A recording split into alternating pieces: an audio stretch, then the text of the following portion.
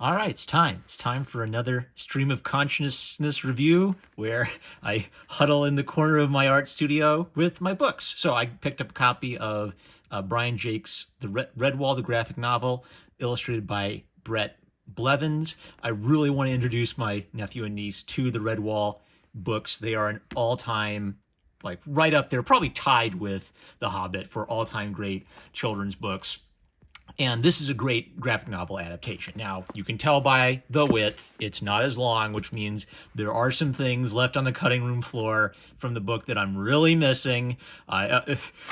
They left out Cornflower accidentally saving Redwall. They left out Constance the Badger MacGyvering together a giant bow and arrow out of household objects to assassinate Clooney the Scourge. And they left out some of the subplots about Clooney the Scourge's minions and their little nasty political machinations trying to compete with one another for favors from Clooney. So I do miss all those subplots, but this is a great abridgment in the sense that it is very respectful to Brian Jake's vision.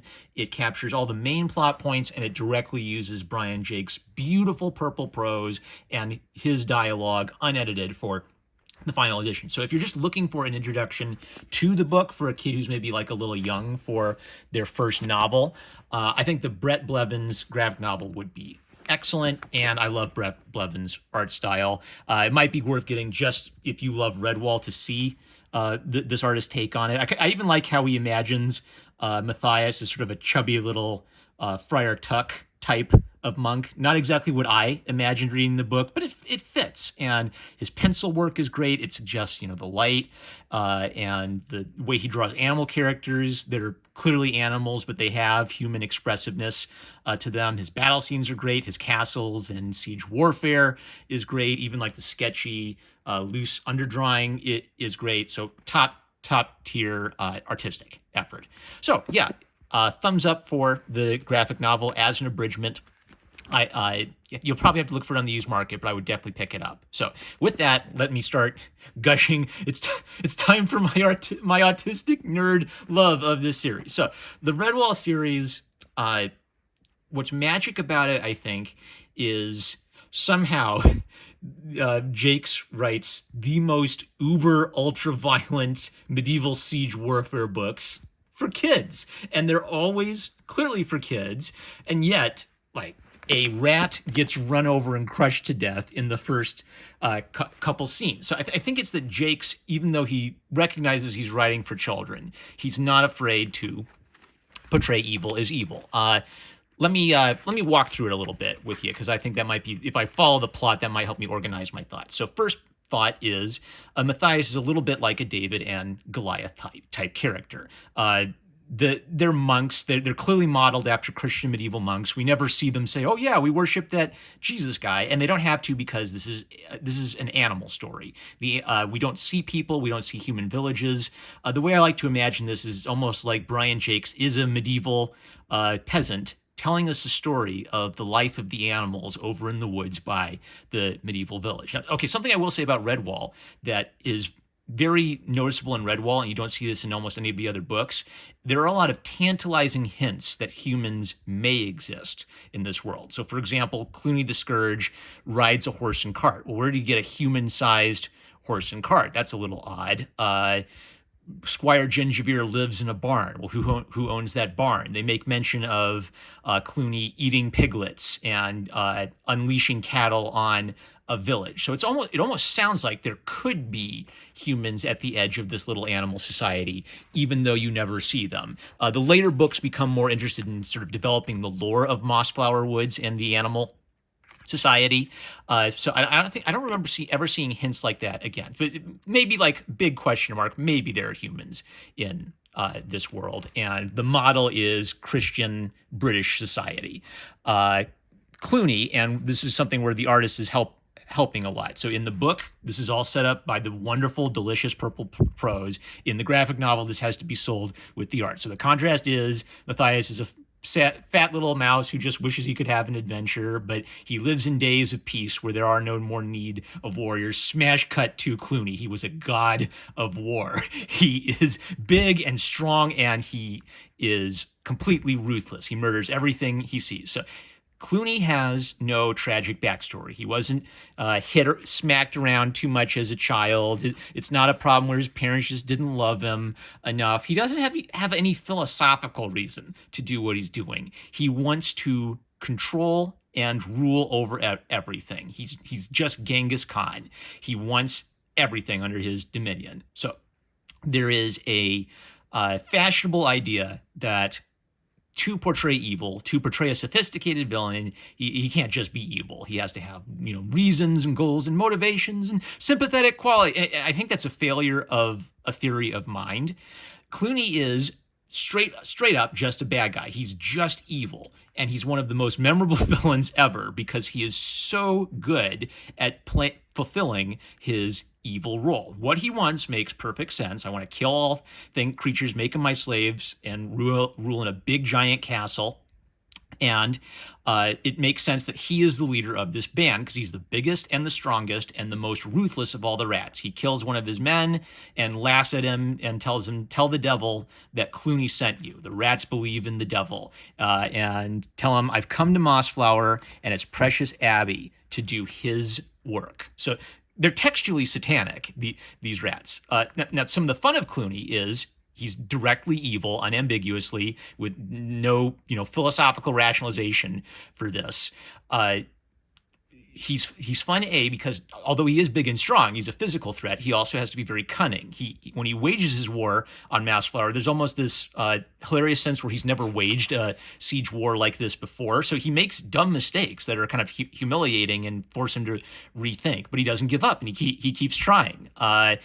His ruthlessness is another important aspect because you would need to be ruthless to essentially just enslave a band of tough, nasty sea rats like this. One more thing that's kind of beautiful about Redwall that I don't see in a lot of the other books is he keeps having these haunting dreams of Martin the Warrior. And it's this amazing setup for it's like Macbeth. Macbeth hears the prophecy that no man born of woman can ever kill me, and Macbeth misinterprets that prophecy. So we're getting like Shakespearean's level mysterious omens and vivid dreams that Clooney is listening to and haunted by, and the payoff for that is chef's kiss, exquisite. So if Matthias's the Abbot Mortimer is sort of like Matthias's adopted surrogate father. Constance the Badger, sort of his adopted surrogate mother figure.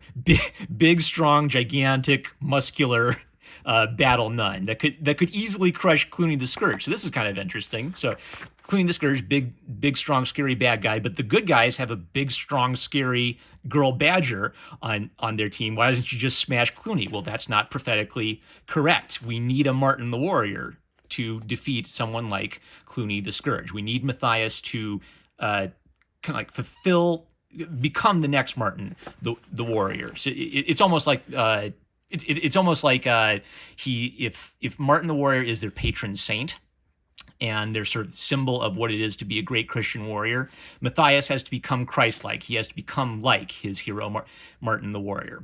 So Constance is big and strong, and she's also very wise. She has badger senses, and she can instantly tell that these rats are very bad and evil rats. So she also she's not just big and strong, she's also defined by her wisdom and intelligence. And again, in the novel, we see Constance get to do a lot of fun stuff where she's outfoxing and outsmarting the bad guys because of her intelligence. Most notably, she's racist against foxes. I kid you not, this is like a subplot throughout Redwall and throughout Madame Mayo.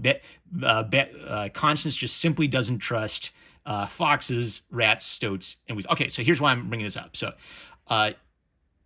this book gets at a kind of pregnant question. Are there evil creatures? We are having this debate right now in D&D. Are orcs always evil? Or are orcs wonderful little, peaceful creatures that just want to, eat some tacos and have a siesta while wearing their sombreros? So let me give you a frame of reference that'll help you navigate this. There are narrative rules. There are exceptions to these rules. The exceptions to the rules don't disprove the narrative rules. They're just interesting exceptions. So I think the mistake that leftists make is leftists think exceptions to rules disprove rules, and then they write all their stories about the exceptions to the rules. So the woke SJW version of Redwall would be all about how the rats are misunderstood and how they can be reasoned with, and maybe the rats were victims of badger colonialism 500 years ago, and they're just trying to get their justice for the badger colonialism. And actually, the badgers and the Redwall mice are secretly the bad guys the whole time. That would be the woke deconstruction of a story like Redwall. An exception to the rule might be maybe there is a given character who is a rat and maybe isn't entirely evil. Now, one of the interesting things about Redwall is there almost never is an interesting exception. I think there's a later book called The Outcast of Redwall that is about a ferret who is raised in Redwall Abbey. And even there, the theme of the novel is that even though he was raised by the creatures of Redwall, he didn't accept their ways and he wanted to go back to his evil warlord father. There are very occasionally, though, exceptions. So there are cats that are peaceful and can be negotiated with. There are sparrows that are pretty wild and warlike, and yet there are honorable sparrows that you can befriend and unite with. But the general rule for the animal characters is every animal species has a certain set of characteristics that are almost always consistent, even across hundreds of years. Badgers are always very big, strong, and sensible. Mice are always very friendly. Shrews are always weird little guys who are very argumentative, and they have weird ideas like democracy. Foxes are always very sneaky and smart. Rats are always big, strong, and dangerous. Moles always just love digging and they love building things, and and hedgehogs always love making wine. So the animals always have extremely strong natures, characteristics that are consistent. I think, gosh, I told you I was going to start gushing and start thinking. So another interesting thing about this is the animal aspect. This is kind of like a furry pill for a lot of people. The animals in Redwall retain strong animal characteristics. It's a subplot later that Captain Snow the Owl hunts, kills, and eats mice. And the only reason he spares Matthias is that Matthias has a medal given to him by an old friend of Captain Snow. It's like you have to persuade, he's a talking mouse, and he has to persuade Captain Snow not to instantly eat him. So some animals retain real life animal characteristics. They're not just fables, or they're not like Mickey Mouse, where the animal characteristics are almost irrelevant. At the same time, sometimes the animal characteristics are mythical. They're not quite true to what is real. So, for example, rats and mice. Why would rats be bad guys and mice be good guys? Well, a rat's a bigger, nastier-looking version of a mouse. If a rat and a mouse meet, the rat's probably going to kill and eat the rat. I'm sorry, the rat's probably going to kill and eat the mouse. Rats are more threatening to us humans. If you see a mouse, it's a pest, but it probably can't rip my face off. A rat could probably kill a human baby. So an interesting thing about animal stories is we project ourselves onto the animals. We see aspects of ourselves in the animals, and at the same time, we see maybe like a potential threat or a potential little friend in the animal. Gosh, where am I going? There's so many things to talk about in Redwall. See, this is why I said I had to stick to the plot, or I would just go off everywhere. So,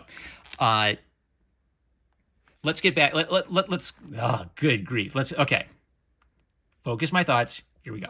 So, let's get back to the battle between the Redwall creatures and Clooney the Scourge's army. So, in this world, Martin the Warrior, their patron saint, is a spiritual reality. He visits Matthias. There is a prophecy concerning Matthias, and Martin's warnings and visions are true. They can be trusted. So one interesting thing about Clooney having visions of Martin the Warrior is that both he and Matthias understand that there's a spiritual war going on simultaneously with the medieval siege warfare. Ironically, Matthias doesn't participate in a lot of the major medieval battles surrounding Redwall. He spends most of his time seeking out the sword and shield of Martin the Warrior because they just know that's going to be important in the climax of the battle.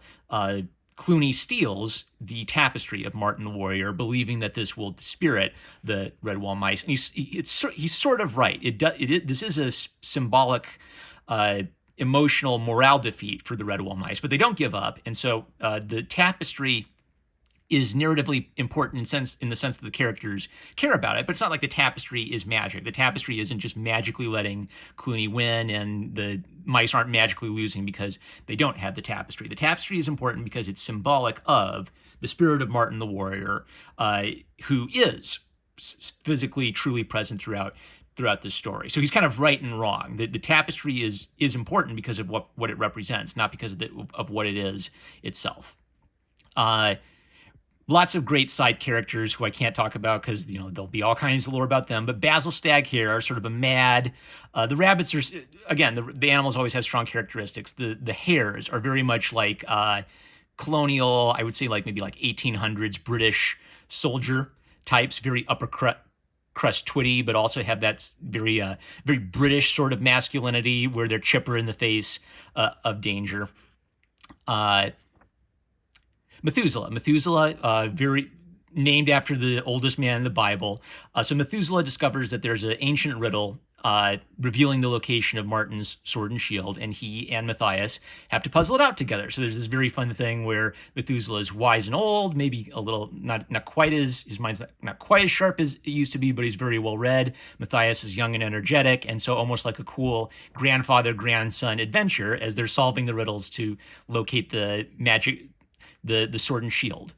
Cornflower, I think, comes off a little bit better in the book because she doesn't have a lot of screen time, but the very few scenes she gets in the book all count, especially the one where she accidentally saves Redwall. Again, the artist is doing a lot of work here to try to communicate visually the tenderness between Cornflower and Matthias. I think that some of the things she had so few scenes in the book. I kind of wish they hadn't left that one out. So I won't talk about Cornflower much more. So Clooney enlists the aid of sort of a gypsy fox, and she kind of participates in sort of mumbo jumbo witchcraft to convince people that she can heal with magic, but really it's just her herbs. Clooney, we establish again, isn't just a big, strong dummy. He's very cunning. So he knows she can't be trusted, so he leaves plans, hoping that she'll deliver those to the Redwall mice. And then he's going to use that as a distraction to enact his real plan.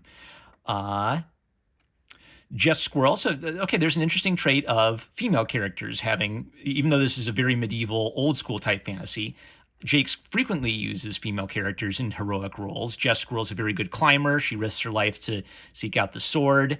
But the sparrows are too dangerous. Constance the badger intercepts Seela the fox, takes the message from her, and then doesn't give Seela anything because Constance is racist against foxes, and she's very wise to be racist against these foxes because these foxes are snakes. They have no interest in helping the Redwall mice. They're only interested in playing the two sides against each other and trying to profit no matter which side wins. Okay, now we've seen all of these kind of animal characters who there are creatures in this world who are simply by their nature evil.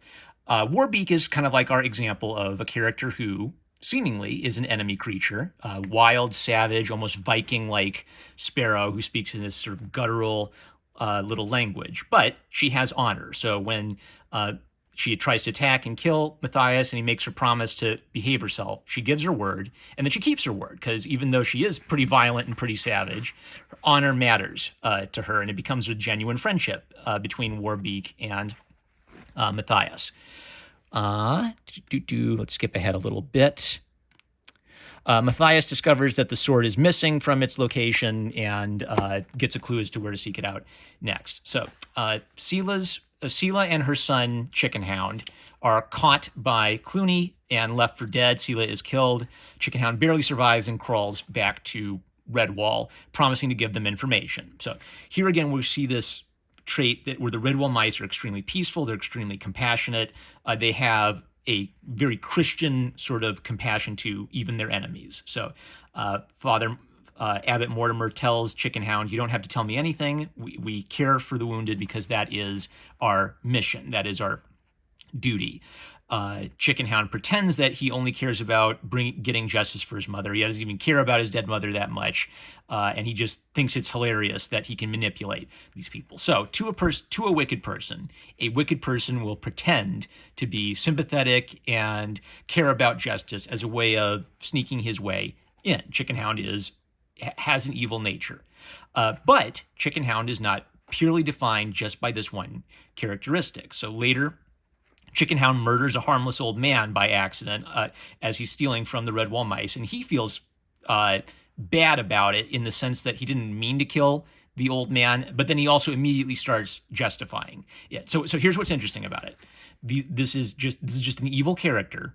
He's bad because he wants to be bad. He's selfish. He doesn't really care about the mice, and yet we get this sense of tragedy about him, where it's like there's a part of his conscience that's telling him this is wrong, yet he doesn't care. Yet he persists in this. And there are great payoffs for this in the next book when he returns and he's sort of seething with resentment against the Redwall mice and blaming them for what's happened to him, even though he was the murderer and he's telling a false story. In his false story, he's the victim and the mice are the criminals, even though the mice took good care of him and did no wrong to him. Great back and forth between Clooney and Basil and Jess, where they kind of like make light of him in the middle of the battle. Methuselah dies when. Okay, one of the things that's neat about Methuselah's death is we feel it because he and Matthias had a buddy adventure looking for the sword and shield of Martin the Warrior. So we had a real good chance to connect with Methuselah as a sort of fun, paternal, and kind of like he's someone who taught Matthias how to read books and use his mind to solve problems. So when he dies, Matthias feels that painfully. Matthias escapes from the Sparrows and has to seek out Captain Snow for information on the sword. Runs into the Gaussum. The Gaussum are sort of these weirdo communists who they believe in things like democracy. Okay, and they're shrews. Okay, what's a shrew? A shrew is an argumentative sort of person, so the shrews just like to sit around arguing all day. It's played for laughs, but later a couple of the shrews who are okay join with Matthias and help him out. Clooney's, so Clooney's, I think second or third assault on Redwall fails again, as Matthias is questioning Squire Gingerbeer and encountering Captain Snow. So now look what's happening. Matthias is away from the battle, and he's encountering almost kind of like these magical creatures that are way too big for him. A cat. Now, he's lucky, and the cat doesn't like eating mice. A owl, a big creature that could kill him instantly, but he has an out. He has an old friend that gives him a chance to kind of like, again, the nature of this owl is he wants to eat mice and rats, but because he has a sense of honor, they make a deal. If I can get the sword back from Asmodeus, you vow to never eat another mouse or shrew or another woodland creature. And Captain Snow thinks that's hilarious, so he takes the bet.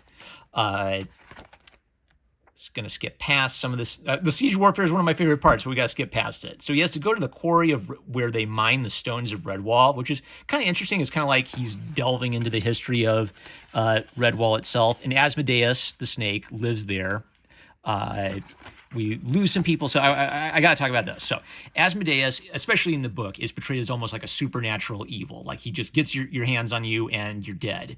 And he's been like hunting down mice and rats this whole time. So when Matthias encounters Asmodeus, it freezes him with its predator stare. This is a real thing in animals, by the way. Animals will freeze in the sight of their predator, and Martin essentially wakes up Matthias. Matthias previously has kind of boasted that he's not afraid of anything. He is afraid of this thing. He should be afraid of this thing. This is an apex predator he's facing. But what Martin does is it snaps him out of his state of fear long enough for him to go into battle mode, and in this amazing scene, he just goes apeshit and chops Asmodeus's head off. So it's almost like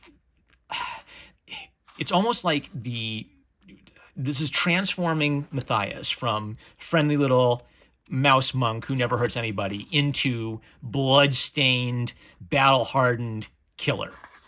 Now, it's interesting that this isn't Clooney he's doing this to. This is a almost like demonic dragon type creature he's defeating first. That is like primal fear. He has to face his own fear, and once he faces his own fear and becomes this manic little fighter, now the last thing to do is take care of Clooney the Scourge. Another thing, there's so many great little things in this book. So one of the little things in the book is when Clooney sees Cornflower, she strikes him as a pretty little thing. Now, they never say like, oh, I'm going to rape her, right? Because this is a kid's book. But the implicit idea is there that to a monster like Clooney, Cornflower is desirable.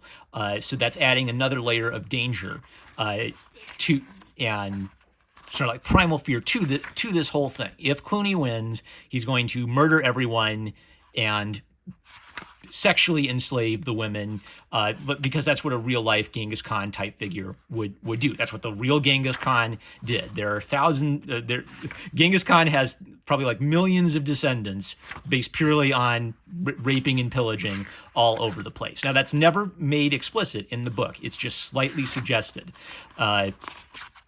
Clooney, after all of these failures, gets an idea, and he just like threatens a little mouse. I will murder and butcher your entire family if you don't let me in. And that's it.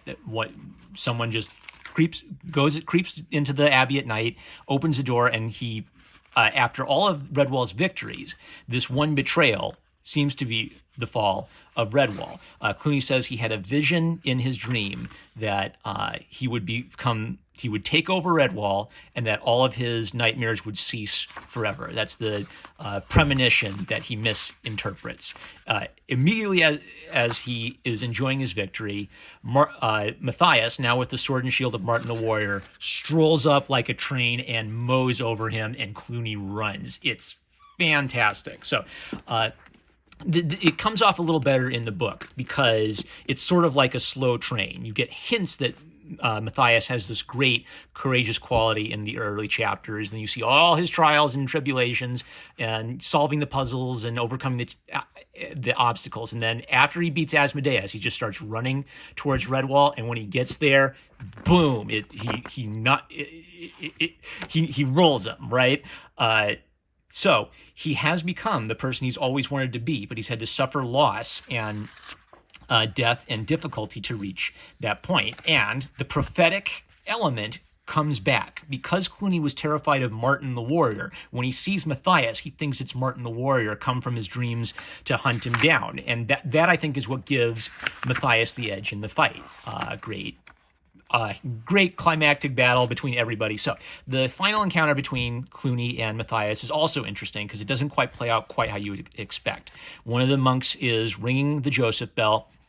Clooney uses him as a hostage and forces Matthias to promise to come down and face him. And Matthias makes the promise. Now, Matthias cuts the rope, drops the bell, and crushes Clooney the Scourge. So what's interesting about this is Matthias uses deception, but he doesn't lie. He gives his word that he will come down, kills Clooney the Scourge, and then does come down. So he didn't even beat him in the end just by being like a better sword fighter than him. He made a heroic effort to defend himself. He had Clooney on the ropes for a while. Clooney tries to use, again, ruthlessness and cunning to get his way, expecting that the mice are weak and pathetic and he'll just like come down and let me kill him. And Matthias doesn't do that. He just straight up kills Clooney the Scourge, kind of with an underhanded trick. And even as he does that, he didn't lie. He didn't stop being true to himself, even in that moment. Mortimer dies. So what's kind of interesting about Mortimer is Mortimer sort of represents the peaceful ideology of Redwall. He's the one who says, we can't shoot them in the back as they retreat. He's the one who wanted to take in Chicken Hound and care for him. So it's sort of like this book has been a critique of Mortimer's perspective. He thought that they lived in peaceful times where there were no more need for warriors. And then during his life, war came and they needed Matthias to rise and become the warrior for them. Now, I think Mortimer did a pretty good job. He did rally the troops. He did. They never like show you a scene where Mortimer has to like think about this and think, gee, am I being too soft-hearted? The implication seems to be that Mortimer rethought his pacifism and agreed that we have to start getting serious in the fight to defend our abbey, because by the end the Redwall warriors are fighting a take no prisoners style battle.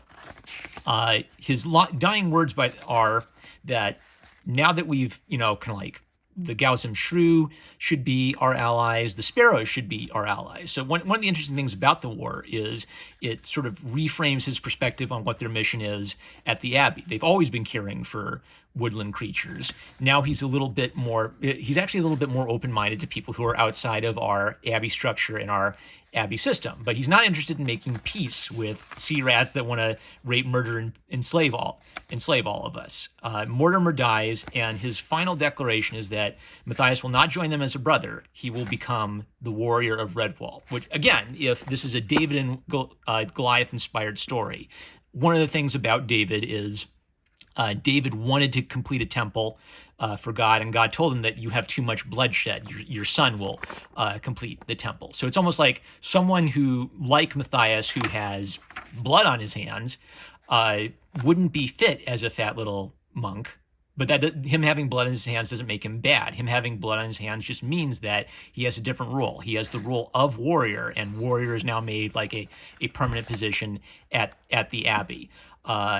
And he gets to marry Cornflower and reproduce and have babies. So it's a classic hero's journey. I think Redwall, out of all the Redwall books, is most directly a young man's hero's journey into kind of like becoming the hero by the end. I really appreciate kind of like the mythic quality of it and the prophetic quality of it. And I think Clooney the Scourge's everything we see about Clooney the Scourge is calculating, and how he has to like manage all of these rats and vermin that he's press ganged into service. What's funny is you almost kind of like semi-root for Clooney the Scourge because he's a bit like Wile E. Coyote. He's so daring and he's so calculating. And you almost wonder, gee, I wonder if Clooney's going to pull this off. He wants it so bad. So the way to put it is, you don't admire Clooney, you respect Clooney, because you see that even though he's evil and he's the enemy, he's very good. You have to respect him for the job he's doing. So that's part of the fun of watching Matthias roll over him at the end, is you've seen Clooney lead a very effective campaign throughout the whole first chunk of the book. All right, so see, I told you if I started spurging about Redwall, I'd go. We've been going 30 minutes. So great graphic novel, great book. Pick them all up. I'd say go ahead and start with Redwall. If you like Redwall, you're going to love all the Redwall books that come after it. And Redwall remains my favorite out of all of them. Love you guys. Catch you later.